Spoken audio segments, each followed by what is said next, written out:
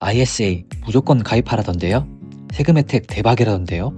근데 아무나 가입하면 의미 없습니다. 오늘은 ISA가 누구에게 진짜 이득인지 딱 정리해드리겠습니다. ISA는 정부가 만든 투자 전용 통합 계좌입니다. 쉽게 말하면 세금 깎아주겠다는 계좌입니다. 매년 2천만 원씩 최대 1억 원까지 넣을 수 있고 예금, 적금 같은 안전자산부터 펀드, ETF, 그리고 중개형의 경우 국내 주식까지 한 계좌 안에서 전부 운용할 수 있습니다. 그런데 ISA의 진짜 핵심은 따로 있습니다. 바로 세금 혜택입니다. 과세 이연, 손익통산, 비과세, 분리과세 이 네 가지만 제대로 이해해도 ISA를 써야 할지 말지 바로 답이 나옵니다. 지금부터 하나씩 설명해 드리겠습니다. 먼저 과세 이연입니다. 일반 계좌에서는 예금이자 주식배당금, ETF의 경우 분배금이나 매매 차익이 생길 때마다 수익의 15.4%를 바로 세금으로 떼어갑니다. 하지만 ISA는 다릅니다. 수익이 나도 당장 세금을 내지 않습니다. 계좌를 해지하는 시점까지 세금 납부를 전부 밀어줍니다. 이게 왜 좋을까요? 원래 세금으로 나갔을 돈이 계좌 안에서 그대로 남아서 다시 투자되기 때문입니다. 즉, 복리를 온전히 누릴 수 있습니다. 투자 기간이 길어질수록 투자 금액이 커질수록 이 차이는 생각보다 훨씬 크게 벌어집니다. 두 번째 혜택은 손익통산입니다. 예를 하나 들어볼게요. A 종목에서 100만원 수익, B 종목에서 100만원 손실이 난 상황입니다. 일반 계좌라면 어찌됐건 수익이 난 A 종목에 대해 세금을 바로 냅니다. 근데 ISA는 다릅니다. 계좌 안에 있는 모든 상품의 이익과 손실을 전부 합산해서 최종적으로 남은 수익에 대해서만 세금을 계산합니다.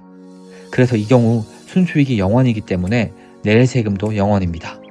이 손익통산 하나만으로도 일반 계좌였다면 냈을 불필요한 세금을 크게 줄일 수 있습니다. 세 번째 혜택은 비과세입니다. ISA 계좌를 해지할 때 계산된 순수익 중 200만원까지는 세금을 전혀 내지 않습니다. 서민형 ISA의 경우에는 이 비과세 한도가 400만원까지 늘어납니다. 즉, 이 구간까지는 수익이 나도 세금이 0원입니다. 네 번째 혜택은 분리과세입니다.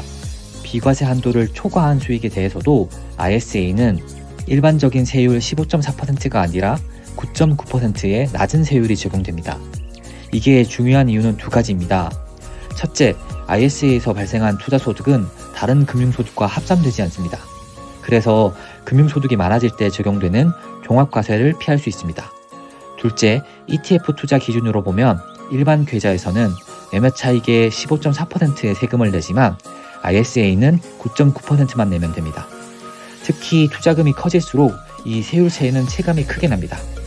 원금은 납입 한도가 있지만 수익은 한도가 없으니까요. 그런데 ISA는 그냥 만들기만 하면 무조건 이득인 계좌는 아닙니다. 몇 가지 조건을 모르면 오히려 이러한 혜택을 제대로 못 받을 수도 있습니다. 그래서 ISA를 시작하기 전에 반드시 알아야 할 4가지 핵심 조건을 정리해 드리겠습니다. 첫 번째, 의무 가입 기간 3년입니다. ISA는 최소 3년을 유지해야 세제 혜택을 받을 수 있습니다.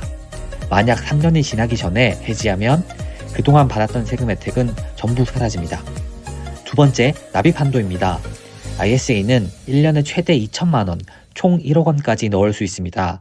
대신 좋은 점 하나는 올해 한도를 다 못 채웠다면 남은 금액은 다음 해로 이월된다는 겁니다. 세 번째, 계좌 유형별 투자 제한입니다. ISA는 신탁형과 중개형이 있는데요. 신탁형 ISA는 예금이나 적금 위주로 가능하고 국내 주식이나 채권 투자는 불가능합니다. 반면에 중개형 ISA는 국내 주식과 ETF를 포함해서 다양한 상품을 직접 운용할 수 있습니다. 다만 엔비디아나 테슬라 같은 해외 시장에 상장된 종목은 직접 투자를 할 수 없습니다. 해외 투자를 하고 싶다면 국내 상장 해외 ETF를 활용하셔야 합니다. 네 번째, 인출 규칙입니다. ISA는 의외로 유연합니다. 납입한 원금은 언제든지 인출 가능합니다. 3년이 지나지 않아도 괜찮습니다. 하지만 여기서 가장 중요한 주의사항이 있습니다. 한번 인출한 금액만큼 납입 한도는 절대 돌아오지 않습니다. 다시 넣고 싶어도 이미 써버린 한도는 복구되지 않습니다. 그리고 만약 원금을 초과하는 수익금까지 인출하려면 계좌를 해지해야 합니다. 이때 계좌 안에 모든 이익과 손실이 합산돼서 최종 순이익에 대해 세금이 부과됩니다. 그래서 ISA는 그냥 만들어두는 계좌가 아니라 어떻게 쓸지 정하고 들어가야 하는 계좌입니다. 그럼 이제 가장 중요한 질문입니다. 도대체 어떤 상품이 이 ISA 혜택을 제대로 누릴 수 있을까요? 먼저 ISA 계좌에는 한국 시장에서 거래되는 상품만 담을 수 있습니다. 그래서 해외 주식이나 해외 ETF는 ISA 혜택을 받을 수 없습니다. 그럼 국내 주식이나 국내 주식형 ETF를 담으면 될까요? 정답은 아니오입니다.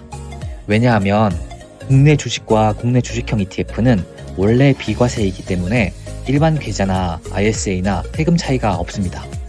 그렇다면 어떤 상품이 유리할까요? 바로 국내 주식과 국내 주식형 ETF를 제외한 나머지 ETF입니다. 특히 국내 상장 해외 ETF에 투자할 경우 가장 유리합니다. 일반 계좌에서는 이 ETF를 거래하면 매매 차익에 대해 15.4%의 세금을 내야 합니다. 또한 나중에 투자금이 커지고 매매 차익이 연 2천만 원을 넘어가게 되면 종합소득세까지 붙을 수 있는 위험이 있습니다. 하지만 ISA 계좌를 활용하면 계좌 안에서 발생한 ETF 매매 차익은 200만 원까지 비과세, 이를 초과한 금액은 9.9%의 낮은 분리과세를 적용받게 됩니다. 즉 내가 해외 ETF에 투자하고 싶을 경우 직접 해외 시장에서 매매하기보다는 ISA 계좌를 활용해 국내에 상장된 해외 ETF를 매매하는 편이 세금 측면에서 훨씬 유리합니다.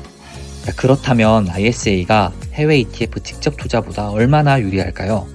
예를 들어 연 10% 수익을 가정해 보겠습니다. 투자금이 3천만 원 미만이라면 250만 원 기본 공제를 받기 때문에 해외 주식 ETF를 직접 투자해도 충분히 괜찮습니다. 하지만 투자금이 3천만 원에서 최대 1억 원 범위라면 ISA로 국내 상장 해외 ETF를 투자하는 것이 압도적으로 세금이 유리합니다. 그리고 1억 원 이상 투자하시더라도 ISA로 연 2천만 원씩 총 1억 원 한도 채우고 초과 자금으로 해외 직투하시길 추천드립니다. 지금 바로 시작하시죠.